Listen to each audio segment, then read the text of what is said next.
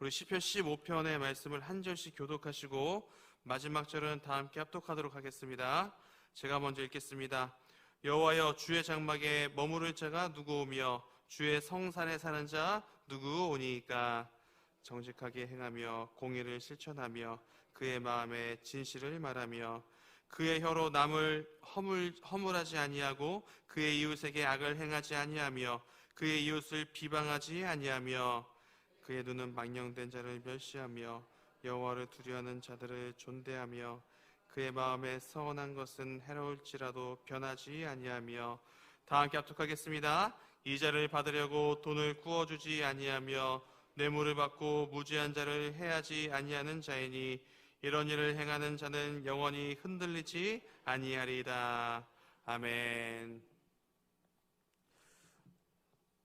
오늘 본문은 주의 장막과 거룩한 산에 과연 누가 머물 수 있는가, 이 부분에 대해서 말씀하고 있습니다. 이 시간 어떤 메시지와 은혜를 주시는지 본문을 살펴보도록 하겠습니다. 첫 번째 질문입니다. 누가 주의 장막과 거룩한 산에 머물 수 있는가? 오늘 본문의 표제를 보면 누가 지은 시라고 되어 있죠? 네, 다윗의 시라고 되어 있습니다. 그러니까 다윗이 지은 시인 건 확실한데, 그런데 그 이상 어떤 것을 알려주지 않기 때문에 어떤 배경으로 오늘 본문의 시가 지어졌는지 알 수가 없습니다. 그런데 여러분 1절을 읽어보시면 이 다윗이 시를 지은 때를 우리가 유추해 볼 수는 있는데요. 우리 1절의 말씀을 제가 읽도록 하겠습니다. 여호와여, 주의 장막에 머무를 자가 누구오며 주의 성산에 사는 자 누구오니까? 아멘. 여기서 주의 장막이라는 표현을 좀 보시기 바랍니다. 그러니까 이 표현으로 보아서 다윗이 주의 장막, 주의 성막, 이제 여기에 관심이 있었을 때 지어진 것으로 우리가 유추를 해볼 수 있을 것 같습니다. 다윗과 성막에 관한 성경이 사무엘하 6장에 나타나 있죠. 다윗이 이스라엘의 공허한 영적 상태를 회복하기 위해서 법궤를 다시 가져오기를 소망했습니다. 이렇게 법궤가 20년 동안 방치되어 있다가 다윗의 성에 돌아오게 되자 다윗이 어떤 반응을 보였었죠? 엄청나게 기쁘게 춤을 추면서 바지가 내려가는 걸 모를 정도로 그렇게 기뻐했었습니다. 이후 다윗이 하나님의 성전을 건축하길 소망했지만 하나님이 그것을 거절하셨습니다. 다시 본문으로 돌아보겠습니다. 다윗은 법궤가 있는 주님의 장막과 주님의 거룩한 산에 머물고 싶어 한다는 것을 우리가 알 수가 있는데요. 그러면 누가 주님의 장막과 주님의 거룩한 산에 머물 수 있을까요? 그 내용이 오늘 본문 2절부터 5절 마지막 절까지 말씀하고 있습니다. 먼저 2절의 말씀을 볼까요? 우리 다 함께 읽어보겠습니다. 시작. 정직하게 행하며 공의를 실천하며 그의 마음에 진실을 말하며. 아멘. 먼저 정직한 자입니다. 정직한 자, 흠이 없이 깨끗한 사람, 그러니까 악한 길을 걷지 않는 사람, 온전히 주님의 길을 걷는 사람 말씀하고 있고요. 그리고 공의를 실천하는 사람, 그러니까 하나님과의 관계를 통해서 바른 삶을 사는 사람. 그리고 세 번째, 마음의 진실을 말하는 자, 그러니까 거짓말하지 않고요, 마음이 진실해서 항상 진실을 이야기하는 사람, 이런 사람이 머물 수 있다라고 말씀하고 있습니다. 우리 이어서 3절을 계속해서 보겠습니다. 3절 다 함께 읽어볼까요? 시작. 그의 혀로 남을 허물하지 아니하고 그의 이웃에게 악을 행하지 아니하며 그의 이웃을 비방하지 아니하며. 아멘. 계속해서 말씀하고 있습니다. 혀로 남을 허물하지 않는 자, 그러니까 혀를 놀려서요 남의 허물을 들추지 않는 사람, 그리고 이웃에게 악을 행하지 않는 사람. 여기서 이웃은 친구에 더 가까운 의미입니다. 그러니까 가장 가까운 사람에게 악을 행하지 않는 사람. 그리고 마지막 세 번째, 이웃을 비방하지 않는 자라고 말씀하고 있습니다. 그러니까 사실이 아닌 것으로 상대를 때리지 않는 그런 사람이 머물 수 있다, 이렇게 말씀하고 있습니다. 여러분, 이 3절을 보니까 뭐와 관련된 삶인 것 같죠? 말과 관련된 내용들입니다. 여러분, 우리가 삶 가운데 말과 관련된 실수나 죄를 짓는 경우가 참 많지 않습니까? 특히 사람들이 많이 모인 곳에 여러 가지 이야기들이 참 많은 것 같습니다. 여러분, 우리가 지금 목장교회 전환 중에 있는데요. 여러분, 소그룹의 생명은 나눔입니다. 나눔. 그 나눔을 통해서 서로 기도하고 격려하며 세워주는 그 모습에서 여러분, 하나님이 부어주시는 회복의 역사가 일어나는데요. 그런데 우리가 정말 주의해야 될 게 있습니다. 그게 뭐냐면, 우리가 이 소그룹 안에서, 목장 안에서 어렵게 오픈한 이야기가 바로 외부로 나가서 소문으로 이루어지는 경우입니다. 예를 하나 들어볼까요? 어떤 이 교회에서 우리 시부모님과 며느리가 같이 교회를 다니고 있는데요. 이 며느리가 너무 힘들어서 시집살이가 너무 힘들어요 라고 예를 들어서입니다. 예를 들어서 이야기를 했습니다. 여러분, 다음 주 되니까 사람들이 너 시어머니 때문에 힘들다며. 여러분, 이렇게 되면 어떻게 되겠습니까? 여러분, 만약 이렇게 될 경우에는요, 제가 예를 들어서 말씀드렸지만 그 목장, 그 소그룹의 생명력을 잃게 됩니다. 여러분, 오늘 특별히 본문 앞에서 우리가 목장교회를 놓고 기도하면서 이런 것, 작은 것 하나부터 준비하는 저와 여러분이 되길 소망합니다. 우리 계속해서 4절을 읽어볼까요? 다 함께 읽어보겠습니다. 4절 시작. 그의 눈은 망령된 자를 멸시하며 여호와를 두려워하는 자들을 존대하며 그의 마음에 서원한 것은 해로울지라도 변하지 아니하며. 아멘. 이 두 가지를 말씀하고 있습니다. 첫 번째가 뭐냐면, 망령된 사람을 멸시하고 여호와를 두려워하는 사람을 이제 존대하는 자. 그러니까 하나님으로부터 멀어진 사람을 가까이 하지 않고 하나님을 경외하는 사람을 가까이 하는 사람을 이야기합니다. 그 두 번째 뭘 이야기하고 있냐면요, 이게 중요한데요, 마음에 서원한 것은 해로울지라도 변하지 않는 자. 그러니까 서원을 중요하게 생각하는 자라는 뜻입니다. 근데 여러분, 이 서원에 대해서 우리가 좀 오해하기가 쉬운데요, 이 이야기는 무조건 하나님 앞에서 약속한 서원을 지키라는 의미가 아닙니다. 사사기를 보면 입다라는 사사가 등장합니다. 이 사람이 하나님과 거래를 한 인물인데요. 어떤 거래를 하냐면, 하나님, 제가 전쟁에서 저에게 승리를 주시면 제가 전쟁에서 이기어서 돌아올 때 자기를 처음으로 맞아주는 그 사람을 번제로 드리겠습니다라고 서원합니다. 여러분, 그 결과 어떻게 됐죠? 누가 가장 먼저 나왔죠? 네, 자신의 딸이 나왔어요. 그래서 그 딸을 번제물로 드려버렸습니다. 여러분, 이 이야기는 약속을 지킨 입다를 본받으라는 이야기가 아니에요. 함부로 서원하지 말라라는 이야기입니다. 여러분, 건강한 그리스도인은 하나님 앞에서 함부로 서원하지 않습니다. 항상 하나님 앞에서 경솔한 서원이나 약속을 하지 않는 정말 저와 여러분이 되기를 간절히 소망합니다. 여러분, 마지막으로 5절을 보도록 하겠습니다. 5절은 제가 읽겠습니다.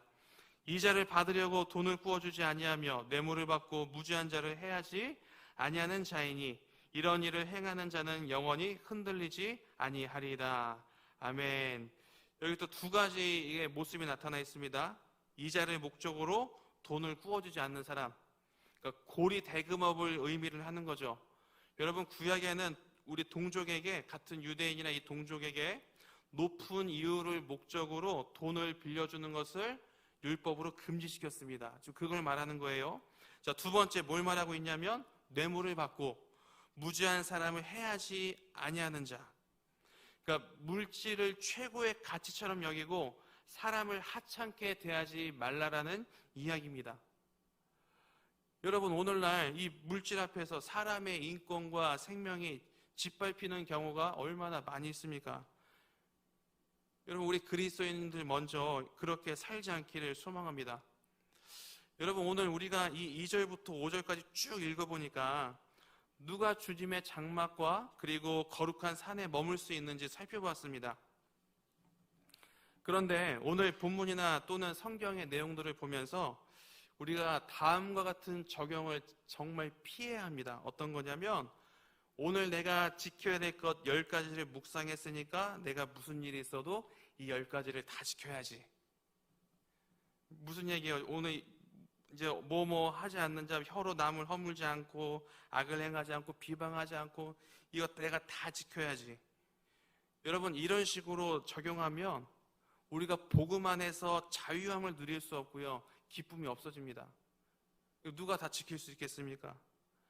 여러분, 이 주님의 장막과 주님의 거룩한 산에 머무는 자가 되기 위해서 이 모든 것을 온전히 지켜야 된다면 우리 중에 누가 머물 수 있을까요? 없어요. 그러나 우리는 주의 장막과 주의 거룩한 산, 즉 은혜의 자리에 거할 수 있는 그리스도인들입니다. 왜 그렇죠? 예수님께서 우리를 위해서 십자가에 죽으심으로 이미 은혜의 자리에 초대해 주셨기 때문입니다. 여러분, 지금 우리 눈에 보이는 이 성전, 이 주의 성전이 그 은혜의 자리인 줄 믿습니다. 또한 우리 눈에 보이진 않지만 주님이 거하시는 우리의 몸이 주님의 거룩한 성전인 줄 믿습니다. 그래서 이미 저와 여러분은 주의 장막과 그리고 그 거룩한 산, 즉 은혜의 장소에 거하는 자들입니다. 따라서 오늘 본문은 이미 은혜의 자리에 있는 그리스도인들의 생활에 대해서 말씀하고 있는 겁니다. 그러므로 누가 주의 장막과 거룩한 산에 머물 수 있습니까? 바로 예수를 믿는 저와 여러분들입니다. 그러면 우리가 오늘 본문을 갖고 어떻게 살아야 될까요? 오늘은 이 주의 장막과 거룩한 산에 머물 수 있는 자, 즉 예수를 믿는 이 그리스도인들의 삶에 대해서 우리가 살펴봤습니다.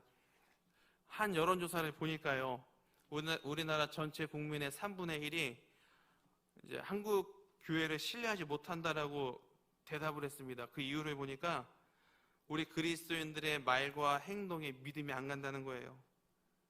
그러니까 세상 사람들의 눈에 우리의 기독교인들의 신앙과 그리고 삶에 이 하나가 되지 못하고 이 간극이 너무나도 크다는 이야기입니다. 그런데 문제는 우리 그리스도인들이 이런 삶과 이 신앙, 이 사이의 간극이 매우 큰데도 이것을 잘 인지를 하지 못한다는 거예요. 왜 그런 현상이 일어나는 걸까요? 그동안 수많은 우리 그리스도인들이 오랜 시간 동안 삶과 신앙을 구분해서 살아왔습니다. 하나님을 믿는다고 말하지만 실질적인 삶에서는 정말 그러지 못한 모습들을 많이 보여주었었죠. 교회에서의 삶과 그리고 우리의 삶의 자리에서 삶과 너무나 많이 다릅니다. 이렇게 이중 생활을 하다 보니까 우리가 이 교회에서 말씀을 들어도 참 이상적인 이야기로만 들려지는 경우가 참 많은 것 같습니다. 교회에서는 거룩한 척하고 삶에서는 예수의 사랑이 있는 사람인가 의문이 들 정도로 살아가니까 세상 사람들의 눈에 그리스도인들은 신뢰할 수 없다라는 말이 틀리지 않아 보입니다. 그러면 어떻게 우리가 이 삶과 그리고 이 신앙 사이에 이 간극을 조금이라도 좁힐 수 있을까요? 우리에게 가장 중요한 것은요, 말씀으로 삶과 신앙의 간극을 메우는 그런 과정들이 필요합니다.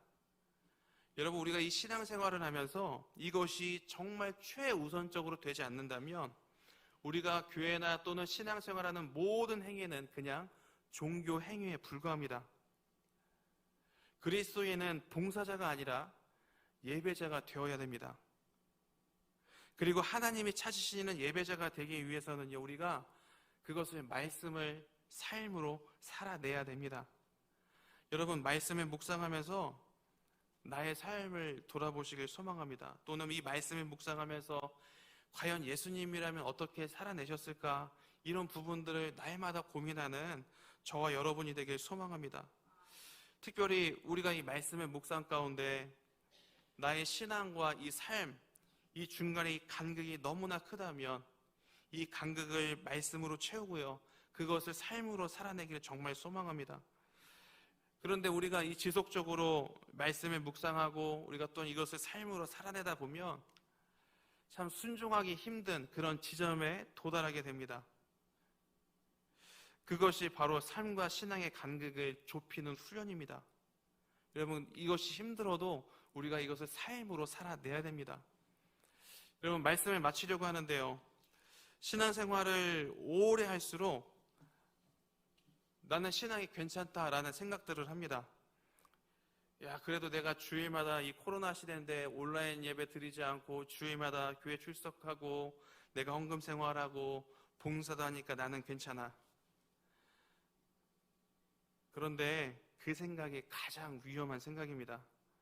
왜냐하면 나는 스스로 괜찮다고 생각하기 때문에 말씀으로 자기 성찰이나 또는 반성의 시간을 너무나 소홀히 여기기 때문입니다. 여러분, 신앙과 삶의 간격을 메우려면 우리 인간은 내면의 죄성이기 때문에 그 고통이 찾아올 수밖에 없습니다. 여러분, 오늘 이 새벽 말씀 앞에서 이 두 가지를 결단했으면 좋겠는데요. 첫 번째는 나에게 주어진 이 시간 동안 신앙과 삶이 같은 그리스도인이 되게 하여 주시옵소서. 두 번째는 세상 사람들이 감동할 정도로 말씀으로 삶을 살아내게 하여 주시옵소서. 이 두 가지를 결단하셨으면 좋겠습니다. 여러분, 우리가 이 신앙과 삶의 간격을 줄이며 살아나갈 때 하나님께 인정받고 세상 사람들에게도 인정받는 그런 건강한 그리스도인이 될 줄 믿습니다. 그러므로 오늘 말씀을 기억하고 매일 말씀으로 신앙과 삶의 간격을 좁히며 건강한 그리스도인으로 성장하는 우리 동관교회 성도님들이 다 되시기를 주님의 이름으로 간절히 소망합니다. 이 시간 다 함께 오늘 말씀을 가지고 하나님 앞에 나아가도록 하겠습니다. 하나님, 주의 장막과 거룩한 산에 머물고 있는 우리가 세상 사람들이 감동할 정도로 말씀으로 삶을 살아낼 수 있는 힘을 허락하여 주시옵소서. 하나님, 신앙과 삶의 간격을 말씀으로 메꾸는 우리가 되게 하여 주시옵소서. 우리 동관교회 비전과 담임 목사님, 원로 목사님 위해서 기도해 주시고 또한 목장교회 전환을 위해서 기도해 주시기 바랍니다. 마지막으로 이 나라와 민족을 위해서 기도하도록 하겠습니다. 우리 다 함께 주여 3번 통성으로 부르시고 기도의 자리에 나가도록 하겠습니다.